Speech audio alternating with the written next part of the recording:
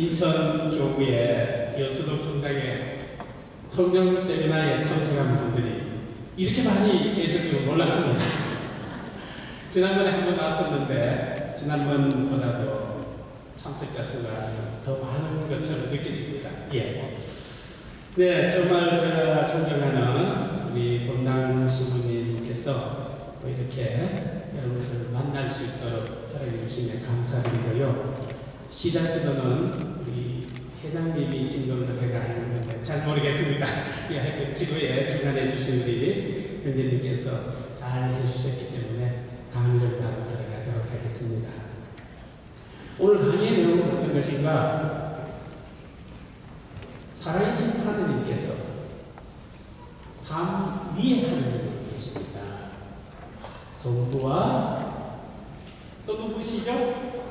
성자와 성령의 세 위격의 하느님이 계시는데 한 분이신 하느님이시면서 위격이 다르기 때문에 바로 우리 한 사람 한 사람의 생각과 말과 행동들이 책임감이 서로 다르듯이 하나님께서도 그렇게 위격적인 것 안에서 당신의 생각과 그리고 또한 또 말과 말씀하시는 것과 행동이 다르십니다. 그러면서도 온전히 우리 사람들은 서로 다르면 어때요? 서로 어긋나기도 하고 불완전하시지만 하느님은 완전하신 분이기 때문에 바로 온전히 사랑 안에서 일치해 계시면서 각각 다르게 활동하시는 것이죠. 이런 이 하나님의 그러한 그 능력의 힘이 우리 사람들에게 전달되는 것을 은총이라고 얘기합니다. 이런 이 하나님의 은총이 물론 성부 하느님, 성자 하느님 다 당신의 그 능력의 힘, 은총을 우리에게 주시지만은 바로 우리 교회는 바로 이러한 하나님의 은총을 우리 사람들에게 전달해주고 또 당신이 주시는 그 은총 안에서 우리 사람들이 예수님이 누구신지 아버지 하나님이 어떤 분인지를 안내해 주시는 은총의 하나님을 성령님이라고 그렇게 얘기하고 있습니다. 이 성령님께서 정말 우리에게 내려주시는 그 은총이 무엇인가, 그리고 그 은총의 종류가 무엇인가, 그리고 이 은총 안에서 우리들이 어떻게 응답해야 될 것인가, 이것이 오늘의 바로 강의 내용이 되겠습니다. 저는 어릴 적에 초등학교 시절에 세례를 받았습니다. 유아 세례는 아니고요. 저는 어릴 때 명호가 열린 상태에서 열심히 예비전 요리반에 다니면서 세례를 받았습니다. 그리고 그냥 평범하게 살았었습니다.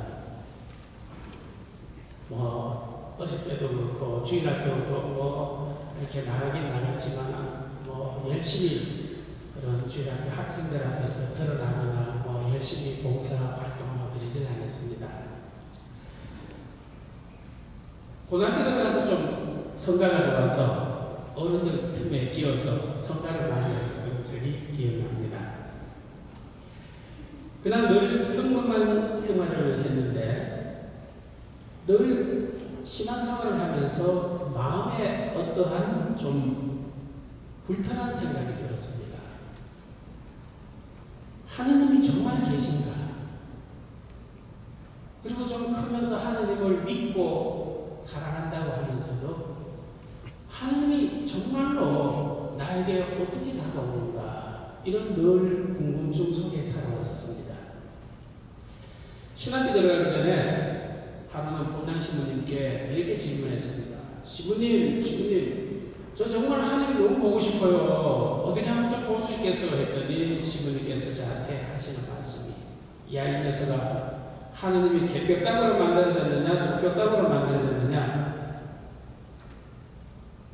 만약에 그렇게 된 하느님이라면 내가 손바닥에다가 내 앞에 딱 보여주겠다. 하느님은 그런 분이 아니야.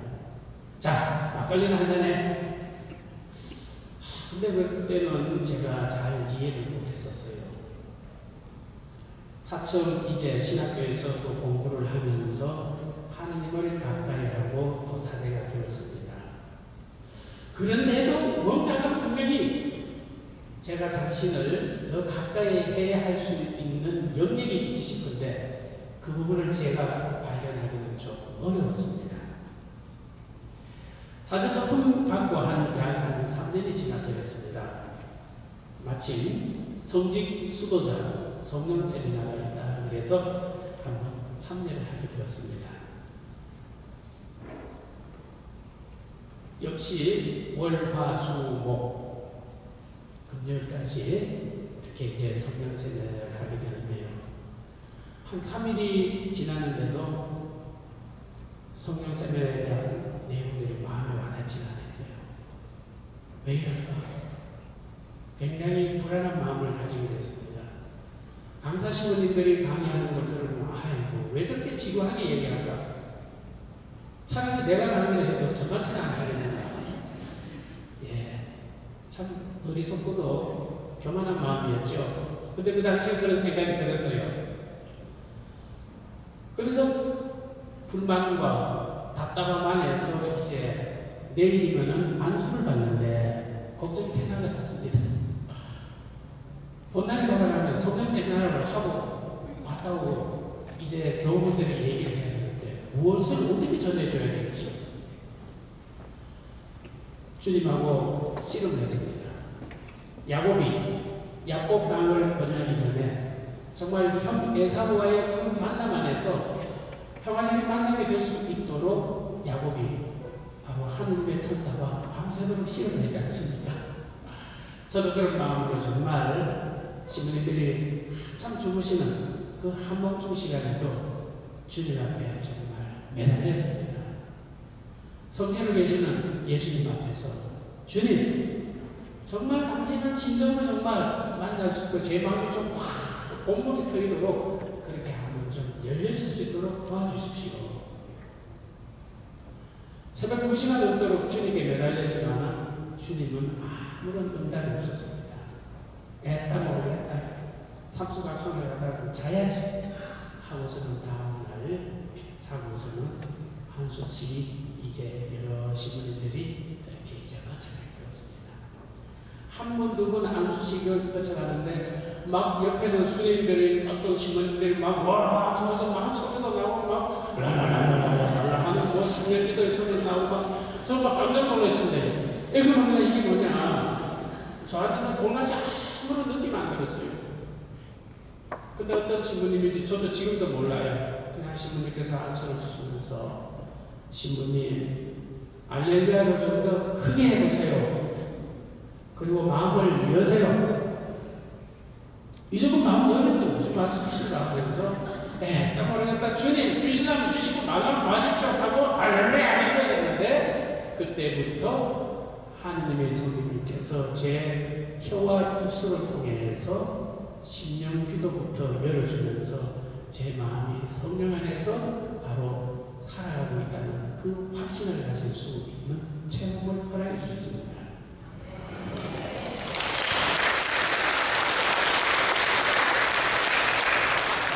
물론 오해는 하지 마십시오. 그러면 저 신부는 말이지 신학교 때도 그렇고 신부대에서 얼마 3년 때 성령 세미나 하기 전까지는 하나님도 못 만나고 늘 그렇게 살아왔습니다. 그건 아니었어요.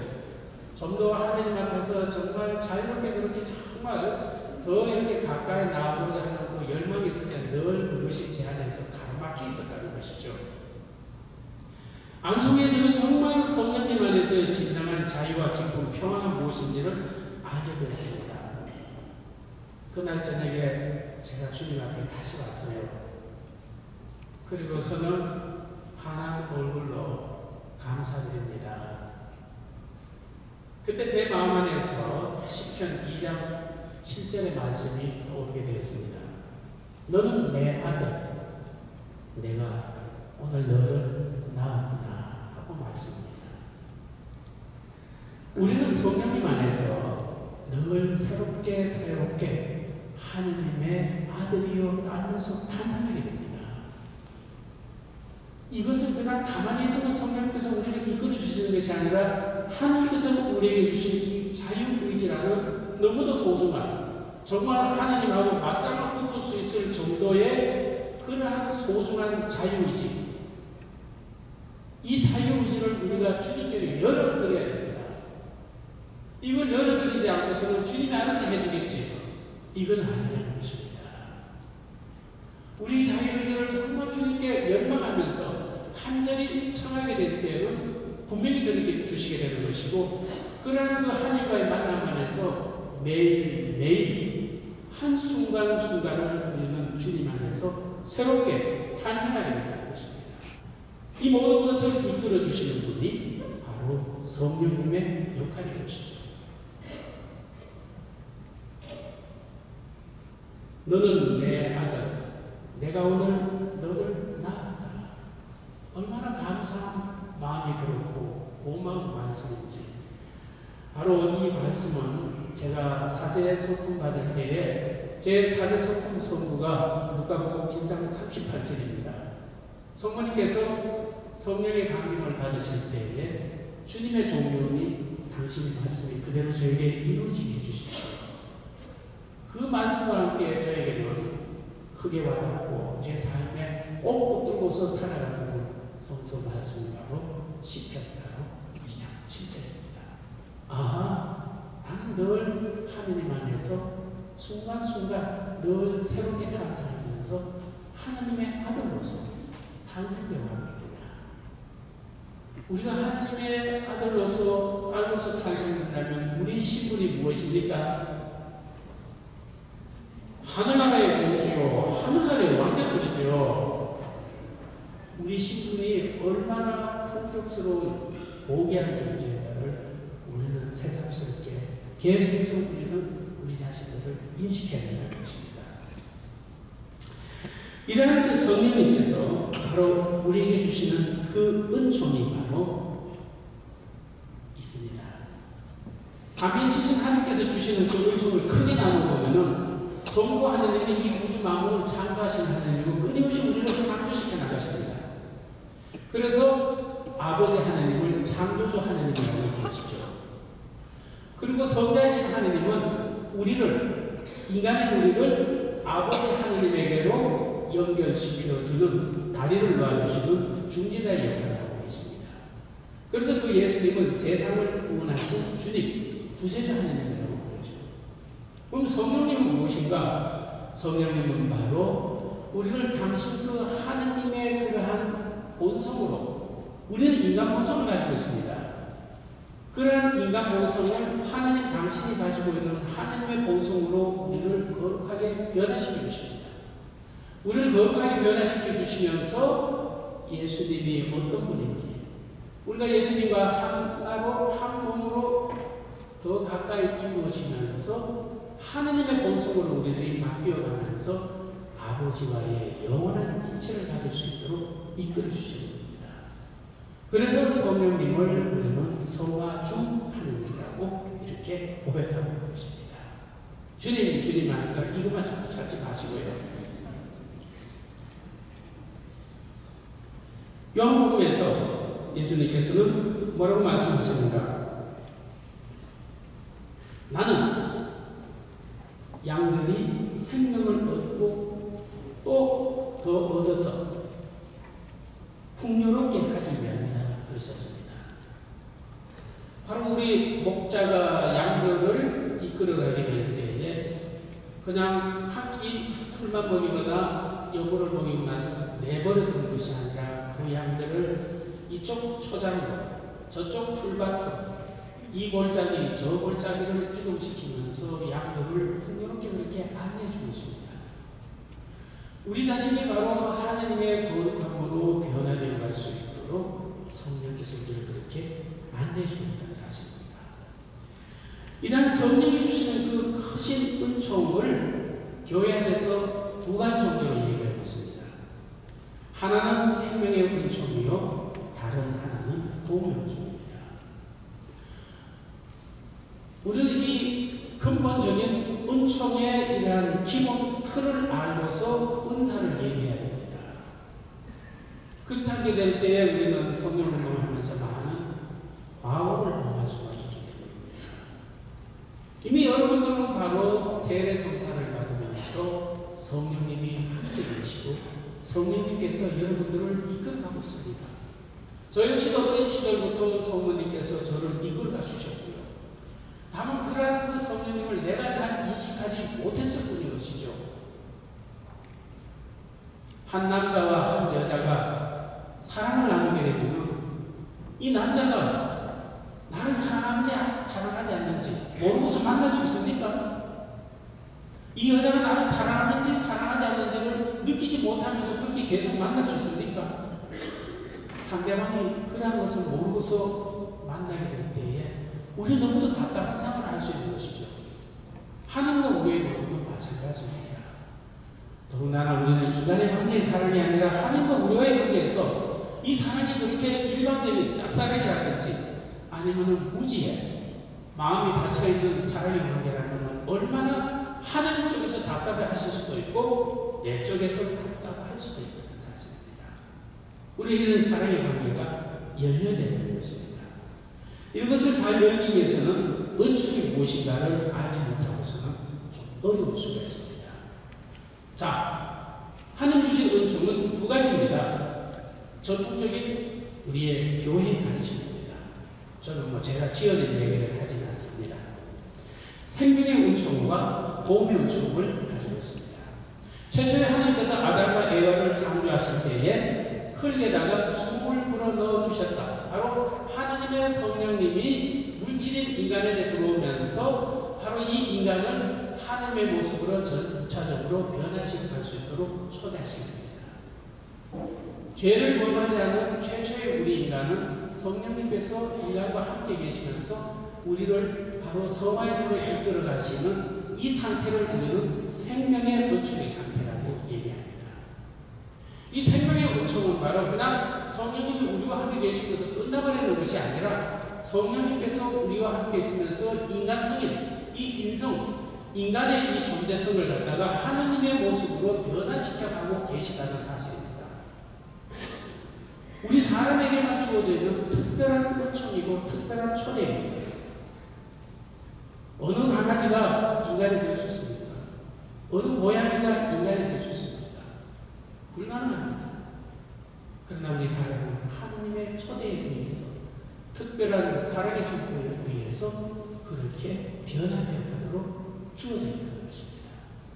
성령께서 그렇게 바로 함께 계시면서 우리를 이끌어가면서 하나님의 모습으로 점차적으로 성장시켜가는 것을 생명의 은총이 성장되어 간다고 그렇게 표현합니다. 이 생명의 은총이 성장될 수 있도록 옆에서 계속해서 성령께서 또 주시는 은총이 하나 있습니다. 이 다른 은총이 바로 도움의 은총입니다. 결론적으로 최초의 우리 사람은 도움의 은총을 받으면서 이 생명의 은총이 성장되고 생명의 은총이 인간 존재 안에 성령께서 함께 머물러 계시면서 도움의 은총은 우리 안에 있는 이 생명의 은총을 성장시키면서 우리 사람들은 하나님의 모습으로 변화되어 가도록 에덴 동산에서 살고 있었죠. 그런데 그만 불행하게 우리가 죄를 범하게 됩니다. 가끔 우리 사람들, 신자분들 중에서는 조상 탓으로 돌릴 때가 많지요. 조상이 죄를 안 졌으면 우리 이렇게 편하게 살 수 있을 건데 왜 조상 때문에 말이야 우리 이렇게 참 고통스럽다.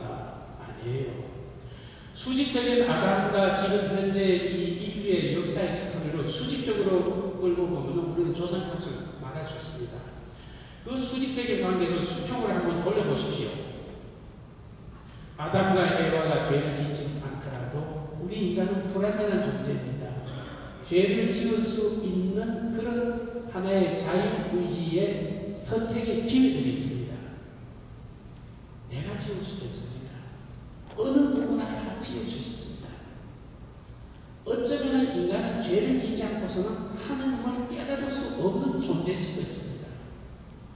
그렇기 때문에 저 아담의 모습, 에바의 모습은 바로 나의 모습이라는 것을 우리들이 잊지 말아야 되는 것입니다. 그래서 조상 탓이라고 절대로 그렇게 원망하시면 안 됩니다. 바로 필리피서 2장 13절에서 바울께서 이렇게 가르쳐주고 있습니다. 여러분 안에 계셔서 여러분에게 하느님의 뜻에 맞는 일을 하고자 하는 마음을 일으켜 주시고 그 일을 할 힘을 주시는 분은 하느님이십니다. 이 말뜻이 바로 도움의 주입니다. 바로 성령을 모시면서 이제 성령께서 나를 통해서 하고자 하는 그 계획들을 우리가 깨닫고 또 하나님의 일을 할 수 있는 그 힘을 주시는 것이 바로 도움의 주이고 최초부터 있었던 것이죠. 이것을 바로 베드로후서 1장 4절에서 사도 베드로께서는 우리에게 이렇게 말씀하십니다. 우리는 하느님의 영광과 능력을 힘입어 귀중하고 가장 훌륭한 약속을 받았습니다. 이 세상의 부패에서 떠나서 하느님의 본성을 나누어 받게 되었다고 합니다. 이 하느님의 본성을 나누어 받은 것이 생명의 문충의 상태입니다. 이제 죄를 범한 우리 안에 성령님께서는 죄와 함께 몸으로 씻을 수가 없어서 성령께서 떠나시게 됩니다. 사실 죄를 범한 우리는 죽어야 됩니다. 죽어서 사라져 버려야 됩니다. 흔적도 없이. 그러나 하느님은 바로 우리를 영원 세월에서부터 영원히 존재하도록 창조하셨기 때문에 사실 우리가 흔적도 없이 사라질 수도 없는 존재입니다. 마귀처럼 영원히 그냥 암흑의 상태로 떨어질 수도 있습니다. 그런데 하느님께서는 인간에게 시간과 공간이라는 또 은혜를 허락하셨죠. 그래서 다시 하느님께로 돌아올 수 있는 힘을 주신 것입니다. 이러한 그 기회 안에서 전체적인 인류의 역사 안에서 하나님께서는 이제 인간이 당신께로 돌아올 수 있는 그 길을 준비하셔야 됩니다. 성자께서 인간에게 오신 동안 성령께서는 우리 인간 안에 머무실 수가 없으셨습니다. 다만 성령께서는 도움의 은총으로 우리와 함께 계시고 우리를 이끌어 가시고 우리를 하나님께로 나아가도록 의로운 사람으로서 그렇게 안내를 해주셨지만 우리가 진정으로 하나님의 본성으로 변화될 수 있는 하나님의 은총의 상태에 머무를 수는 없었다는 사실입니다. 이런 우리를 성자께서 인간에게 오시고 예수 그리스도로서 불리우시는 그분께서 이제 우리를 위해서 십자가의 죽음과 부활의 이 파스카 사건을 통해서 인간이 스스로의 힘으로 아버지께로 건너갈 수 없는 이 죄의 상태의 모습들을 온전히 당신이 이제 건너갈 수 있는 그 길을 마련해 주시게 되었죠. 우리는 예수 그리스도의 십자가의 그 피 흘림에 우리의 영혼이 죄로 물든 우리들이 씻어져야 됩니다. 이러한 시침을 통해서 다리를 놓아주신 예수 그리스도의 십자가의 죽음을 통해서 바로 예수님이 우리를 위해서 부활하시고 부활의 상태로 우리가 탄생할 수 있게 되었습니다. 이 첫 걸음이 예수님을 받아들이는 이 첫 걸음의 시작이 바로 세례 성사인 것입니다.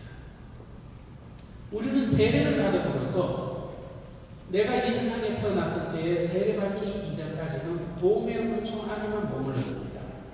하나님께서 우리를 끝없이 구원에 이끌기 위해서 생명의 은총으로 초대받기 위해서 성령께서 우리 안에 머물 수 있도록 그렇게 당신의 영원한 계획성 속에서 내가 이 세상에 태어나고 세례받을 때까지 예비신자 교리를 통해서 그렇게 구원의 길을 시작할 때까지 그렇게 도움의 은총으로 끊임없이 나를 이끌어 주신다는 사실입니다.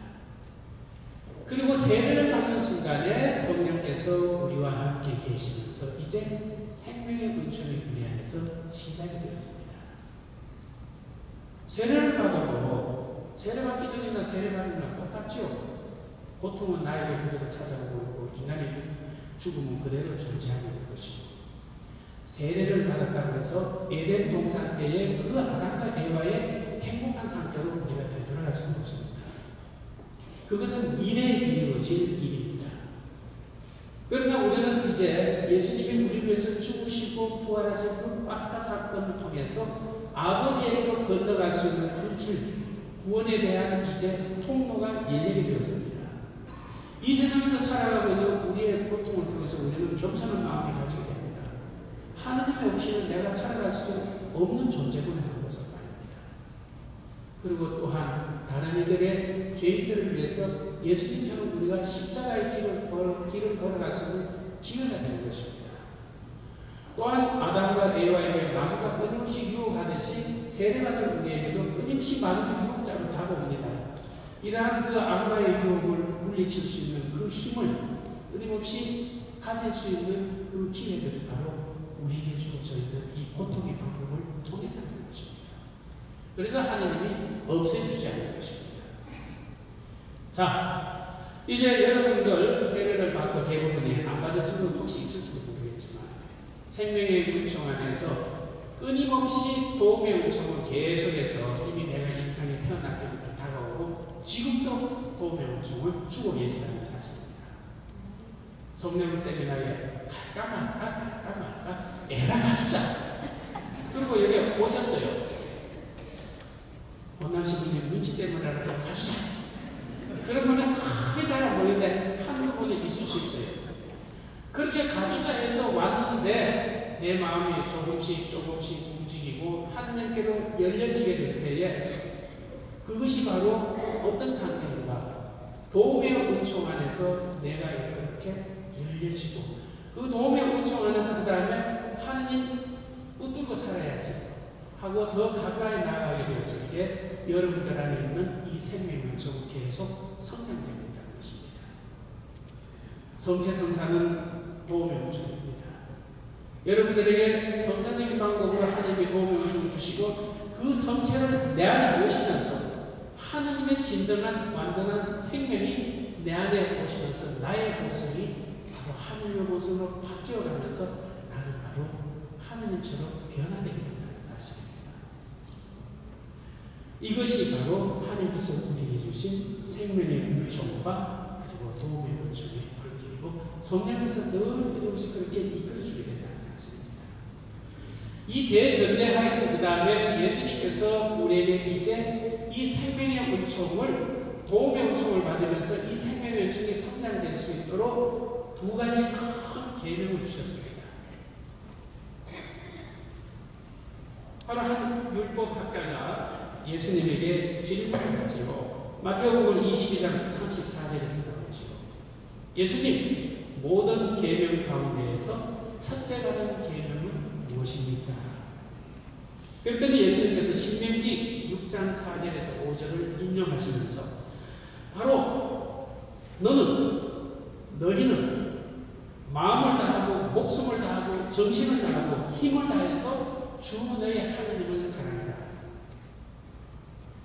우리가 이렇게 이 생명의 은총을 도움의 은총을 받으면서 내 안에 이 생명의 은총을 성령 안에서 성장시켜 나갈 수 있는 방법은 첫 번째 하나님에 대한 사랑이 먼저 있어야 된다는 것입니다. 그리고 예수님께서는 바로 레위기 19장 18절을 인용하시면서 너의 이웃을 너 자신처럼 사랑해야 된다. 이보다 더 큰 계명은 없다고 했습니다. 계명은 하나님이 우리에게 내주신 은총입니다. 선물입니다. 하나님이 이것을 깨닫게 이끌어 주시지 않으셨으면 우리는 짐승처럼 살아갈 수밖에 없습니다. 어떤 분들은 계명이라 그러면 짐으로 생각합니다. 아이고 천주교 신자생활 너무 힘들어. 이거 해라 저거 해라 이거 하지 마라 저거 하지 마라 아이고야 이렇게 해가지고서 내가 정말 제한적인 생활에서 답답해 천주교 신자생활 못하겠다. 아니죠. 우리 작은 체구 안에서 우리는 바로 하나님의 모습을 담았기 때문에 무한한 생각, 무한한 어떤 자유로운 선택할 수 있는 길은 열려져 있습니다. 근데 그 무한한 자유로운 길을 내 마음대로 자유분방하게 선택했을 때 우리 존재는 어떻게 되겠습니까? 아담과 에바보다도 훨씬 망하는 꼴을 우리는 스스로 평가해야 할 것입니다. 바로 그래서 예수님이 요한복음 14장 6절에서 말씀하셨죠. 나는 길이요 진리요 생명이다. 그래서 예수님께서 우리가 걸어가야 하는 그 제한된 길을 우리에게 안내해 주셨죠. 근데 그 길은 제한된 길이 아니고 바로 예수님이 누구입니까? 참 하느님이 참 인간이 되오신 분입니다. 그렇기 때문에 인간적으로 보면 제한된 길인 것 같지만 그 제한된 길은 바로 무한하게 우리를 위해서 열려져 있는 바로 하나님 나라의 문이라는 하나님 나라의 길이고 하나님 나라의 생명이고 하나님 나라의 참된 가르침이라는 것입니다. 예수님이 이 두 가지를 알려주셨습니다. 하느님에 대한 사랑과 이제 인간에 대한 사랑을 실천할 때에 우리는 덕이 있는 사람이 되어야 됩니다. 가만히 방 안에 앉아서 하느님 사랑합니다. 나는 사람을 사랑합니다. 나는 구원받은 자로 착각하면 안 됩니다. 거기에 있어서는 이제 생활에서 그것이 습관이 되어야 됩니다. 생활에서 습관이 되는 것을 덕이라고 얘기합니다.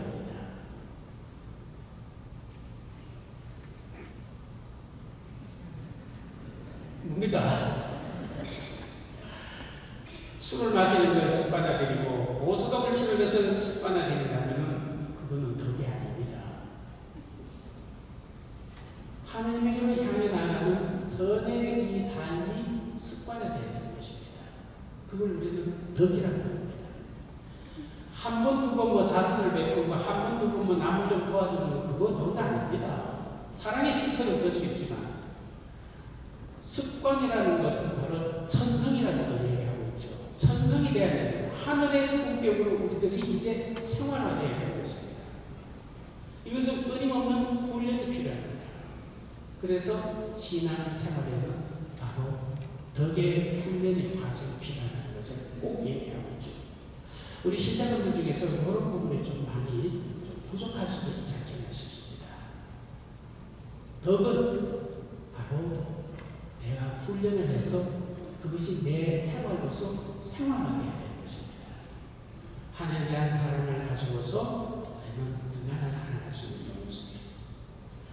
근데 세례성사를 받은 우리에게 성령님께서는 이 하나님에 대한 사랑과 인간에 대한 사랑을 잘 할 수 있도록 하나님을 사랑할 수 있도록 하는 구체적인 은총을 우리들에게 또 부어주셨습니다. 또 인간을 잘 사랑할 수 있도록 세례받는 우리들에게는 구체적인 은총을 또 주셨어요.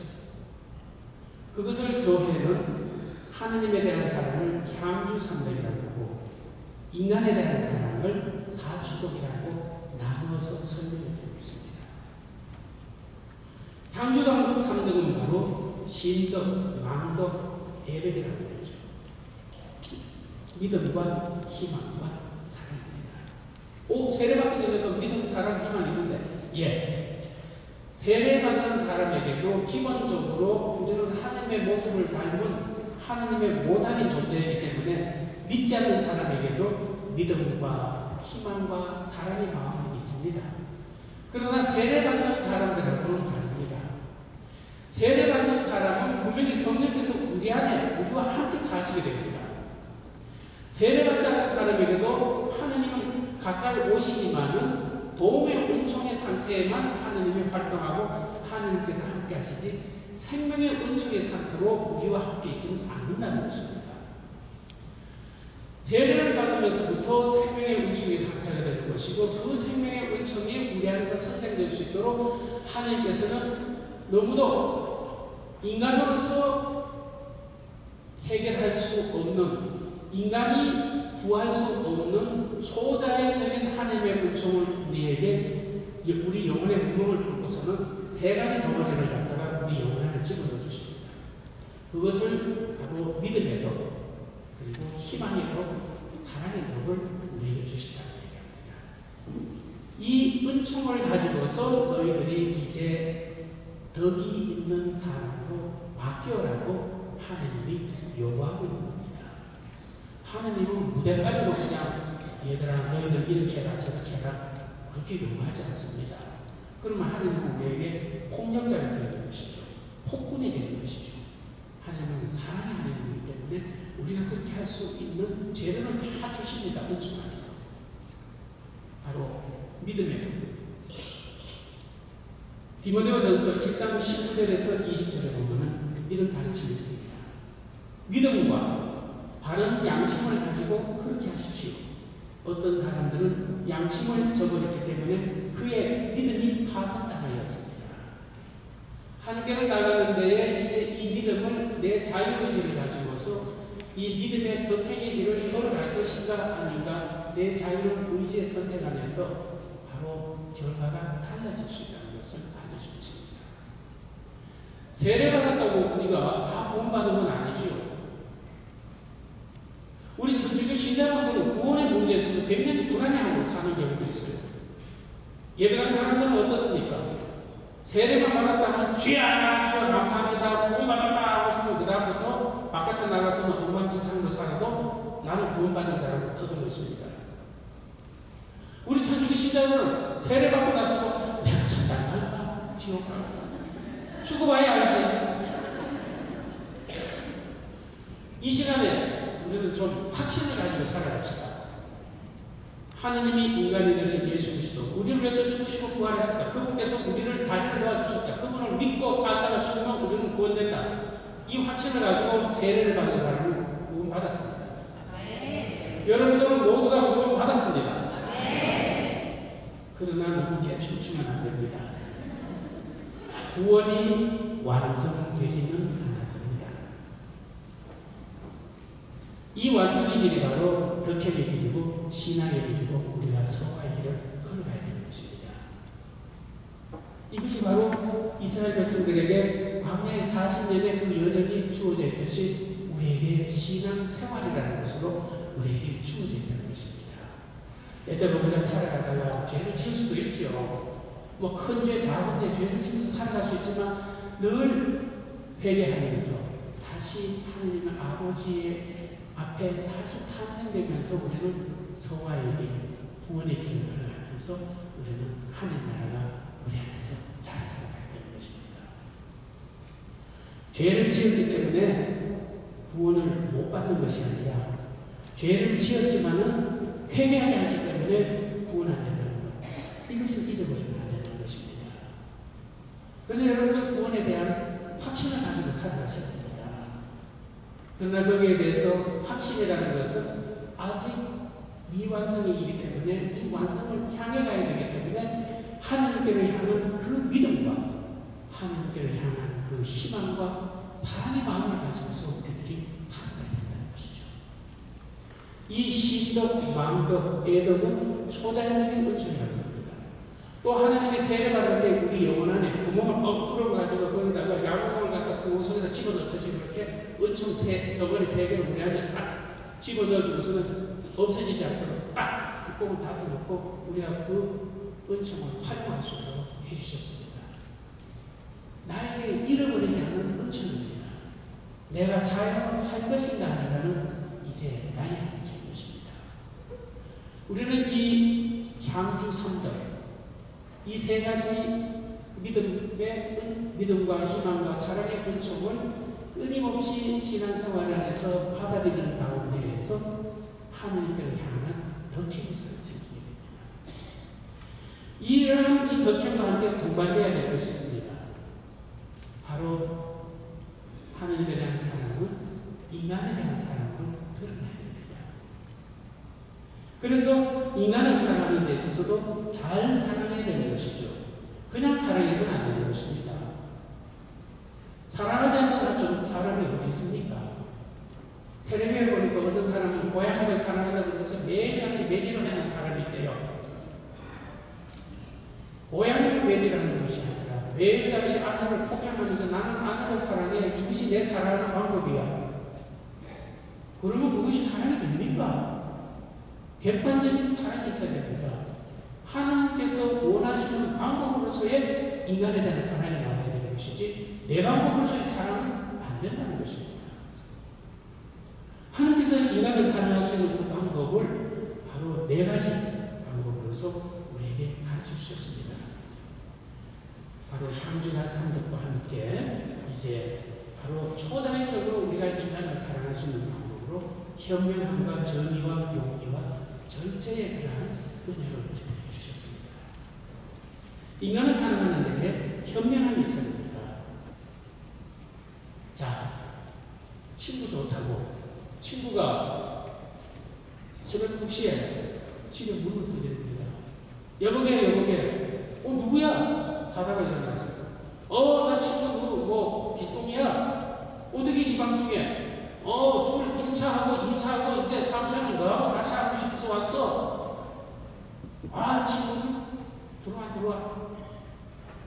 그러면 그 집에 가정은 어떻게 됩니까? 한참 자는데 내일도 일해야 되는데 친구 좋다고 해가지고서 이웃은 사랑해야 된다고 그러면서 새벽 2시에 그 친구를 받아들여가지고서 또 부어라 마시라 한 잔을 한다면은 진정한 사랑이 되겠습니까? 사랑에는 현명함이 필요합니다. 전 고단 교우분들한테서 가끔씩 현명하지 못한 사랑을 대접받을 때가 있습니다. 사무실이나 사제 집무실 아니면 본당 로비 있잖아요. 거기 앉아있으면 무턱대고 묻지도 않고 무슨 뜨거운 커피를 갖다 주거나 또는 뭐 홍차를 갖다 주거나 또는 아니면 미식가루 얼음 턱 타게 갖다 주거나 참 고맙지요. 제가 거절은 안 합니다. 거절은 안 하는데 나 지금 좀 전에 커피 한잔 했는데 물어보지도 않고 커피를 또 가져왔다. 나는 지금 뜨거운 걸 좋아하는데 목이 아파서 이 얼음을 갖다 주면 어떻게 해? 예, 사랑의 마음도 좋지만 우리에게 바로 현명함이 필요합니다. 현명함이라는 것은 그 상대방의 마음을 헤아리면서 다가가야 됩니다. 가끔 부부간에 그렇지 못한 부부들이 참 있더라고요. 젊은 부부인데 늘 너무 티격태격해요. 가만 보면 자기 중심으로 남편을 생각하고 또 남편도 자기 중심으로 아내를 바라보면서 정말 둘이 잘 지낼 수 있는 사이인데 한 몇 개월에 그런 어떤 사랑의 훈련장에서 아주 달라진 그런 부부가 있습니다. 물론 거기에 바로 성령님께 도움을 청하고 또한 기도도 그들을 해드리면서 맡긴 부부가 있었습니다. 현명함이 없으면 우리는 이웃을 사랑하는 데 굉장히 나도 모르게 실수할 수도 있고 실패할 수도 있습니다. 이렇게 이 이웃을 사랑하면서 이제 정의로움이 있어야 됩니다. 홍길동 부잣집에 돈을 뺏어서 가난한 이들에게 나눠줍니다. 의로운 도적. 우리 그리스도 교회에서는 이거 받아들일 수 없습니다. 굉장히 우리에게는 감동적으로 다가올 수 있지만 바로 윤리적으로 맞지 않습니다. 우리는 하나님 앞에서 정의로운 생활을 해야 합니다. 저는 직장 생활을 하는 가운데서 또 외국에서도 해외 지사금을 하고 그랬었습니다. 신학교 때였어요. 조금 이렇게 햇대를 조금만 이렇게 조작을 하면은 좀 괜찮은 수입도 될 수 있는 그런 겁니다. 어떤 경우에 그런 유혹들이 찾아옵니다. 그리고 또 옆에 있는 사람이 그런 유혹을 할 때도 있네요. 그랬을 때에 정말 예수님을 바라보면서 야, 이거 한번 잘하면 집 한 채는 안 부르겠나? 아파트 한 채는 되겠는데? 우리의 유혹은 정말 쉽게 넘어갈 수 있습니다. 예수님 앞에서 예수님 이러면 안 되겠지요? 그래, 네 마음을 통해서 지금 내가 말하고 있지 않니? 나는 천주교 신자입니다. 내 앞에서 그런 걸 용하지 마십시오라고 단호하게 그런 적이 몇 번 있었습니다. 나중에 이제 신학교 들어가고 이제 사제가 되면서부터 하면서 오랜 세월이 흘렀습니다. 그 당시에 그렇게 함께 있었던 분들이 지금도 이렇게 서울에는 모임을 가지고 있어요. 초대받아서 가는 거예요. 신부된 사람이라 가지고 그때부터 보니까 많이 다르더라. 예. 무엇을 얘기하고자 하는가? 바로 우리는 이 삶에 있어서 증거자들이 되어야 됩니다. 때때로 우리를 유혹할 수 있는 그런 얄팍한 물질적인 또는 여러 가지 다른 다양한 그런 유혹들이 찾아올 수 있습니다. 끊을 줄 알아야 됩니다. 그런데 이런 것이 훈련이 되지 않으면 잘 못 끊어요. 그래서 습관이 되어야 되는 것입니다. 알코올의 습관이 되어 있는 분이 쉽게 술을 끊을 수 있으니까 못 끊습니다. 습관이 되어 있는 거예요. 우리는 바로 선한 생활에 하느님의 뜻에 맞는 그 생활로 습관화되는 것이 우리의 바로 길입니다. 이러한 습관 안에서 우리는 정의로운 생활에 유혹이 들더라도 끊을 수 있는 용기가 생긴다는 것입니다. 또한 이러한 이웃을 사랑하는 데는 이제 용기가 필요합니다. 요즘은 어떻습니까? 누군가가 여기서 뭐 두들겨 맞거나 해도 모른 척하고 지나가기가 쉽지 않습니까? 남에 대해 간섭하다가 자칫 더 큰 손해를 받는다는 그런 어떤 손해를 입는다는 얘기를 듣지 않습니까? 미국 로스앤젤레스에 최근에 그 뉴스에 보니까 나온대요. 야구장에서 축구장에 지금 갔는데 한 그 어린 여자애가 그만 아빠를 떠나서 길을 잃어버렸어요. 야구장에서. 그 인생을 헤매다가 그만 이제 아빠도 잃어버리고 울고 있으니까는 바로 거기 있던 어떤 아저씨가 너 아빠가 어떤 분이니 어디쯤에 있으니 하면서 손을 잡고서는 애를 달래느라고 여기저기 왔다 갔다 그 근처니까 아마 그랬겠죠. 그런데 애를 잃어버린 아버지는 너무 놀라가지고서는 이 아이가 어디 갔나 했는데 그 남자를 만나니까 아니 저 녀석이 우리 아이를 유괴하려고 했는 말이 나와서는 가서 그렇게 뺨 때렸다 이것입니다. 양쪽이 다 이해는 갑니다. 예. 그래서 요즘은 다른 사람들의 어려움을 잘 외면하기가 쉽습니다. 그래서 남의 외밭에 가서는 신발끈을 매지 말아야 되지 않습니까? 오해받은 일은 하지 말아야 되겠지만 정의롭게 그리고 용기 있게 이렇게 나설 수 있어야 됩니다. 돌아가신 아버지 좀 할게요. 어릴 때는 우리가 이렇게 보면 이제 그저 저도 어릴 때 아주 제 방에 하나 있었으면 좋겠다는 생각이 드는데 방에 하나 없었어요. 부모님들하고 큰 방에서 여러 같이 자고 있었어요. 근데 밤에 대문을 누군가가 따랑따랑 대문 소리가 났어요. 정도 있잖아요, 대문에. 그러니까 아버지가 깨어서가지고 저도 그때 잠이 깼는데 아버지가 자리에 누우셔가지고 누구냐? 그러니까 엄마가 그래. 아이고 좀 나가봐요. 그러니까 누구냐? 어머니가 아이고 답답해 내가 나가야지 하면서 너 누구야? 그랬는데 아무도 없었어요. 아버지 같으면은 가족들의 가장으로서 책임을 지고 바로 꼬장중 차림으로라도 나가서 누구냐 하고서는 용기 있게 앞장서야 됩니다. 근데 요즘 남성들은 말이죠. 굉장히 약해요. 여성들이 너무 강해요. 이 교회를 지켜나가는 것도 그래요. 여성들이 얼마나 참 이 교회를 잘 지켜나가고 있습니까? 네. 아버지 욕은 아니고 우리가 이렇게 어떠한 삶에 있어서 좀 더 앞장설 수 있는 이웃을 위해서 가족들을 위해서 용기를 가질 수 있는 것이 사랑의 실질의 또 하나의 방법이라고 했습니다. 마지막으로 바로 절제가 필요합니다. 네, 현명함과 함께 절제.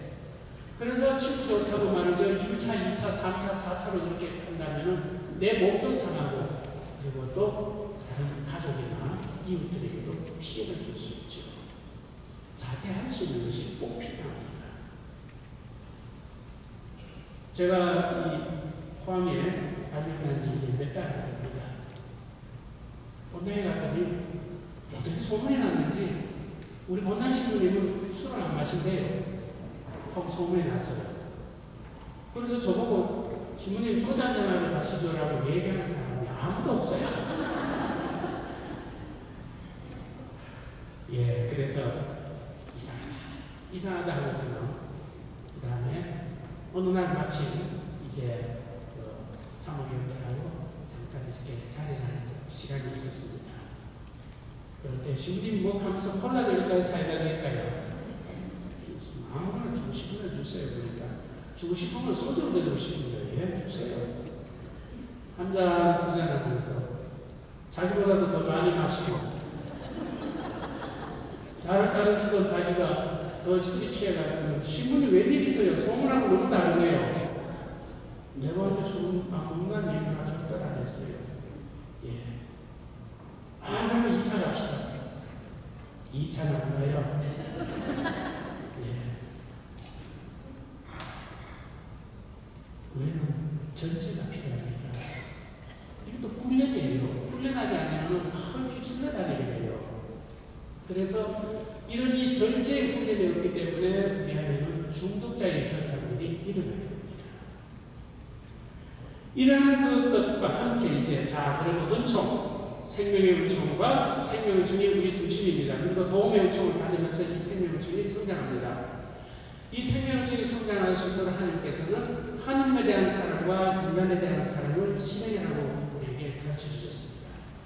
그리고 이 하나님에 대한 사랑과 인간의 사랑을 잘할 수 있도록 향주 삼덕, 신덕, 망덕, 애덕을 하나님 사랑 편에서 우리에게 은총을 주셨고 인간을 보다도 잘 지혜롭게 살아갈 수 있도록 현명의 은총, 정의의 은총, 용기의 은총, 절제의 은총을 주셨습니다. 이것만 해도 우리는 너무도 벅차고 너무도 정말 행복하고 감사드려야 될 일인데 여기에 주님께서는 또다시 보너스를 주셨습니다. 은사를 선물로 주셨습니다. 은사라 그러면은 어떤 경우에는 교훈을 안에서 거부하고 싶은 얘기겠습니다. 은사 그럼 저 뭐 치유 은사 못하고 뭐 무슨 뭐 마귀 쫓아내는 뭐 구마은사 그러는데 혹시 건강심에도 구마은사가 있으신가요? 다른 은사도 많으시지만 자 이런 은사에 대해서 오해하지 마십시오. 바로 이 은사는 하나님에 대한 사랑과 인간에 대한 사랑을 보다 더 잘할 수 있도록 하나님께서 그 중간에다가 더 풍요롭게 그렇게 내려주시는 선물입니다. 그래서 바로 카리스마, 선물이라고 표현을 하지 않습니다. 순풍에 돛단대의 이야기. 우리의 신앙생활은 그냥 막연히 신앙생활을 한다 생각하지 말고 한번 이렇게 생각해 보세요. 내가 쪽배를 타고 노를 저어서 강을 거슬러 올라가는 것이 나의 신앙생활이라고 한번 생각해 보십시오. 노를 젓지 않으면 어떻게 됩니까? 얘는 강을 거슬러 올라가지 않고 정지해 것이 아니라 떠내가고 되죠. 우리 신앙생활은 생명의 은총이 끊임없이 성장하듯이 강을 거슬러 올라가야 됩니다. 그래서 노를 끊임없이 저어가는 이것이 바로 덕행의 모습입니다. 그런데 주님께서는 우리가 너무 힘들지 않도록 지치지 않도록 배에다가 돛대를 하나 더 달아주십니다. 그래서 순풍의 돛단배. 얼마나 참 기쁩니까? 노를 저으면서 유유자자 즐기면서 갈 수 있는 이것이 바로 은사입니다. 이 은사를 바로 또 주님께서는 풍요롭게 내가 개인적으로 정말 하나님께를 잘 향해 나갈 수 있는 7 은사를 주십니다. 그래서 견진성사를 받을 때 우리는 성령의 치료를 받는다고 그러는데 좀 이 부분은 저는 불만입니다. 왜 꼭 성령의 치료만을 받는가? 아니에요. 성령이 9가지 은사도 다 받지요. 이미 성령의 치료라는 것은 세례 때에 이미 벌써 이 은사가 주어졌습니다. 견진을 받으면서 이 성령의 치료는 드러나게 되는 것이죠. 제가 청년 시절 때에 바로 청년 활동을 또 청년 내조를 하고 청년 활동을 하고 성가대 활동을 하면서 굉장히 제가 열심히 활동을 했었어요. 근데 견진은 안 받았었어요. 그래서 이제 마치 본당에서 견진을 받을 때가 되어가지고서 큰 운동장에서 주객이 모시고 그렇게 견진을 받았어요. 뭐가 뭔지도 모르고 그렇게 받았다고 봐야 되겠죠. 그런데 그 견진을 받고 나서는 하느님이 어떤 분인지를 더 많이 알고 싶고 하느님에 대해서 좀 공부도 하고 싶고 그리고 하느님의 일을 더 적극적으로 하고 싶은 생각이 제 안에서 불이 붙어서 올라오는 것을 발견했었습니다. 근데도 그때는 저는 성령님의 활동이라는 것을 모르고 있었어요. 왜 이럴까? 그러면서 교회 서적에 관심을 가지고서 그렇게 교리 공부도 혼자서 새로 하고 또 성인 성령들의 책들을 많이 읽게 되고 교회 서적들을 많이 접하는 가운데에서 저는 제 성소를 발견하게 되었습니다. 내 전 삶을 한 여자에게 맡긴다는 것은 너무 아깝다. 정말 하나님에게 전 삶을 한번 맡기고서 살아가야 됩니다.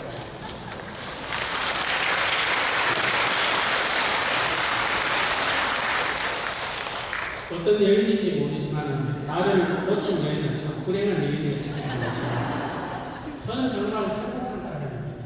하나님께 감사합니다.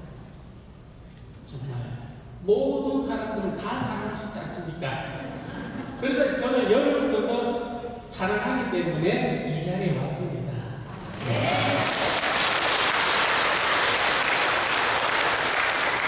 이렇게 하나님을 보다 더 잘 사랑할 수 있도록 우리 개인이 내 자신의 성화의 길을 잘 걸어갈 수 있도록 하나님께서는 성령께서는 또 구체적으로 이 보너스 안에서 은사를 했는데 나 개인의 경감을 위해서 바로 이사야서 11장 1절에서 3절의 말씀이죠.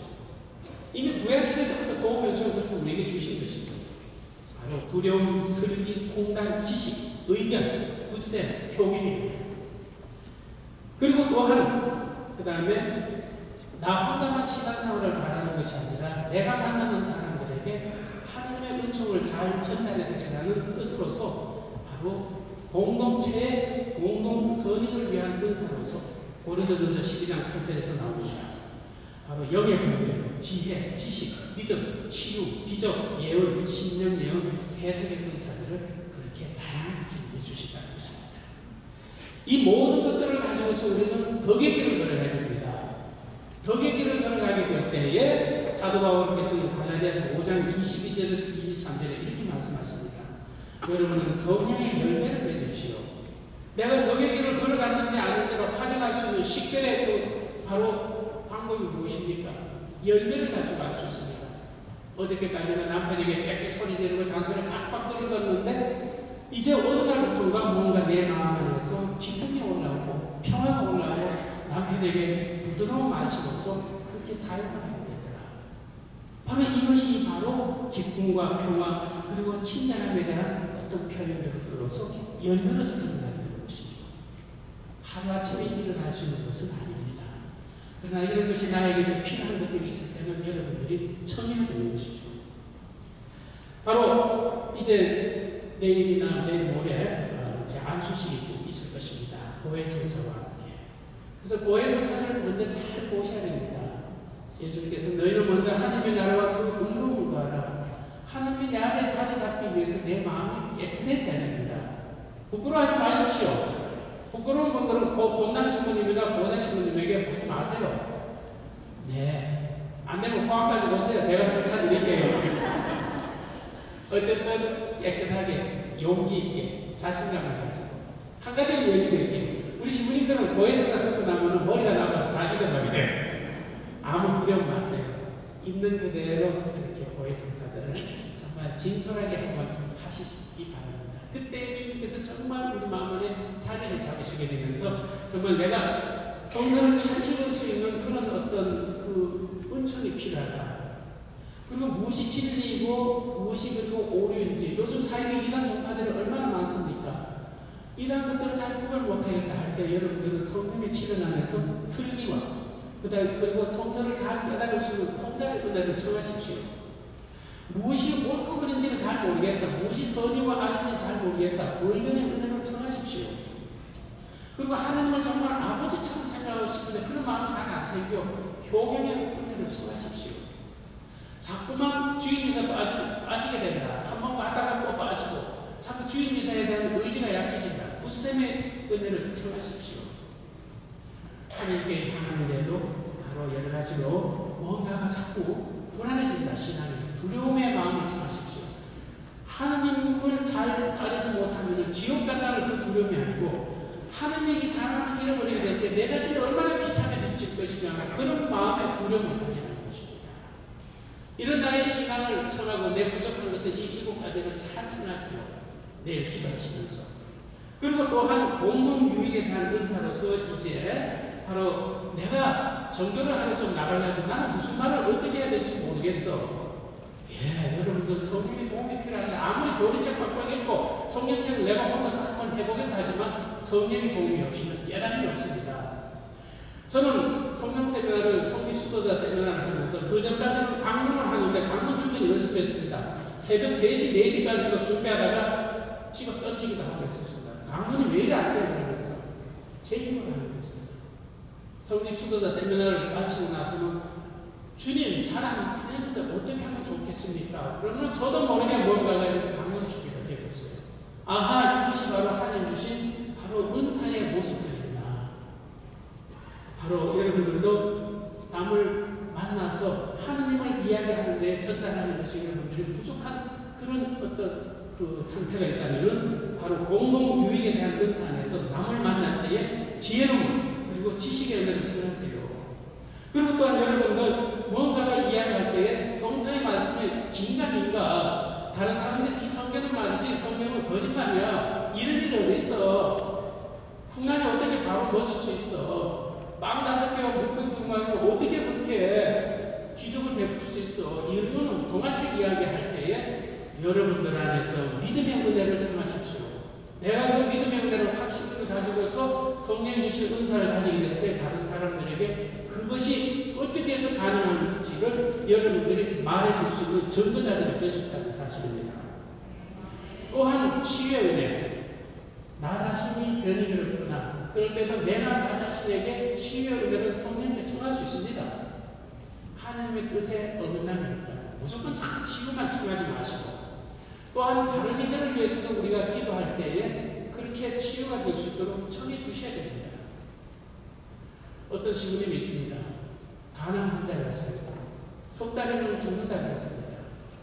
근데 그 시부님이 시골에 조그마한 암이 있어서 그렇게 이제 쉬러 이제 한 번씩 하는데 그 사람을 만났어요. 그 만나니까 신부가 그렇게 병든 사람, 죽어가는 사람 보니까 어때요?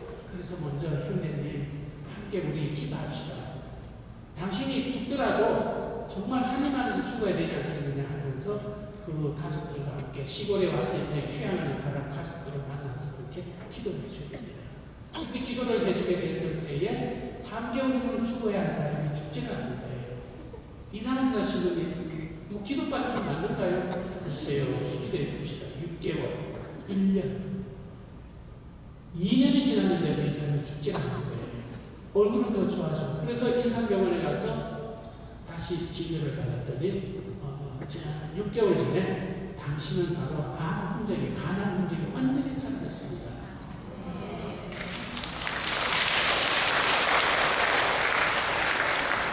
바로 하나님의 도우심 안에서는 치유되게 됩니다. 그리고 치유가 바로 암수를 바로 하자마자 일어나는 것은 기적입니다. 그런데 계속해서 기도하고 주님께 도움을 청하면서 그 사람의 마음이 하나님께 향하면서 이제 병이 나아지는 것, 이것은 치유의 은사라고 얘기할 수 있죠. 어느 쪽이든지 바로 여러분들 안에도 그런 분들이 있을 수 있습니다. 또 다른 분들에게도 그렇게 기도를 해줄 수도 있고, 그러나 이런 부분은 굉장히 겸하게 그리고 정말 신중하게 아까 얘기했죠. 현명함, 용기, 정의, 절제의 마음을 가지고서 이 은사들을 사용해야 된다는 것입니다. 혈액암을 가진 사람이 전화가 왔어요. 신부님 혈액암이래요. 역시 이 사람도 한 3개월 남았어요. 미국의 교포입니다. 어떡합니까? 그게 안 되는데 잘 이렇게 치료 방법이 없으니까 의사가 아무것도 하지 말아요. 그래도 항암치료를 해보겠습니다. 좋습니다. 전화를 해봅시다. 전화를 해가지고서 신뢰기도 하고 그 사람이 정말 하나님 앞에 나아갈 수 있도록 그런 가운데서 그 부부가 이밤 죽을까 매일 이사를 가고 성령님께 정말 도움 한번 청해보십시오. 성령의 도움을 청하더라도 성령 감기 때 한가운데 누가 계셨습니까? 우리 어머니 마리아가 있었습니다. 바로 어머니 마리아를 중심으로 어머니께 그 병을 봉헌하면서 그렇게 성령의 도움을 한번 청해보면 어떻겠습니까? 이 사람도 6개월 그리고 1년, 2년, 3년 미국에서는 5년이 지나야지 혈액암이 그렇게 진단이 최종난답니다. 5년이 지나서 의사가 얘기를 하기를 물론 중간중간에 이제 검진을 받죠. 이상하다 당신은 죽어야 사람이 안 죽는데 그러더니 5년에 대해서 의사로서는 도저히 이해할 수 없는 마지막 검진 결과를 알려드리겠습니다. 당신에게서는 혈액암의 흔적이 사라졌습니다. 하나님께서 하시는 일은 분명히 있습니다. 지금도 그 성서에 말씀하신 기적들이 일어나고 말입니다. 우리는 이런 것을 바로 내 믿음 안에서 청할 수 있어야 됩니다. 주량을 주시고 말하지 마십시오. 주님이 못 주십니다. 아시겠습니까? 이런 여러 가지 공동체 은혜 안에서의 치유의 은혜. 그리고 또한 그 부마의 은혜도 있습니다. 이 안에서 마귀된 사람을 우리가 쫓아내 줄 수 있는 마귀는 정말로 현존하는 실체입니다. 마귀는 상상의 그런 어떤 존재가 아니라는 것입니다. 하나님이 천사를 창조했는데 그 천사들이 하나님을 배신한 천사들이 바로 마귀들입니다. 그 마귀들의 두목이 악마인 것이고 그 악마는 우리에게 세 가지로 다가옵니다. 첫째는 유혹, 끊임없이 하루에도 12번도, 골몇 번도 더 다가오죠. 네. 신부인 저희보다 골몇 번도 더 다가옵니다. 여름철이니까 특히 또 더 다가오죠. 그래서 저는 주부에다가 우리 여성 여러분들 봄날 신부를 위해서 옷 좀 잘 입고 오세요. 비싼 옷을 입고 오라는 뜻이 아닙니다. 예, 마귀는 너무 웃으려고 그런 얘기인데 바로 마귀는 끊임없이 우리들에게 너나 할 것 없이 유혹자를 해봅니다. 두 번째, 영향력을 줍니다. 우리 몸이 아프고 배신의 뭔가가 자꾸 우리 안에 와서는 괴롭힙니다. 여러 가지 중독 현상들, 그리고 또 우울증 현상들, 정신병적이고 심리적인 현상들 굉장히 다양하게 우리에게 다가옵니다. 그리고 실제적인 포제션, 부만 현상이 있습니다. 예를 들면 대표적인 것이 접신 들린 그러한 전쟁이나 또는 무당들이죠. 이런 사람들에게 있어서 바로 그들을 해방시켜 줄 수 있는 것은 바로 하나님이 임하는 것이 예수 그리스도밖에 없습니다. 그리고 예수 그리스도께서 우리 바로 성직 또는 수도자 아니면 여러 우리 신자분들 안에서의 은사자들을 통해서 우리가 함께 기도해 주면서 그들이 서서히 그렇게 떠나갈 수 있습니다. 네, 다양한 은사들이 있습니다. 여러분들 반장, 구역장, 그리고 아버지로서, 어머니로서, 그리고 자녀로서, 학생으로서 나의 현재의 그런 위치에서부터 하나님께 나가는 데에 그러면 나 개인의 경험을 위해서 또 주변 이웃들을 위해서 할 수 있는 이런 성사 안에서만 나오는 것이 아니라 폭넓게 너무도 무궁무진한 그 은사들이 성령께서 우리에게 주고 있다는 사실입니다. 특별히 여러분들 봉사자들 각조에 들어가셔서 이제 이러한 이 은사들을 청하시면서 신령 기도를 안수받기 전에 미리 한번 간단하게 연습을 하면 어떨까 싶은 건 모르겠습니다. 권하신 분들 지시를 하십시오. 그러니까 어쨌든 신령 기도에 대한 그런 은사들을 여러분들이 청하면서 이 다양한 은사들을 주님께 청하게 될 때에 더 풍요롭게 받게 될 수 있을 것입니다. 모든 것은 은총입니다. 여러분들 하나님의 은총이 여러분들 보다 더 풍요롭게 이렇게 임하실 수 있도록 저도 여러분들 끝나는 날까지 기도해 드릴게요. 영광의 성부와 성자와 성령께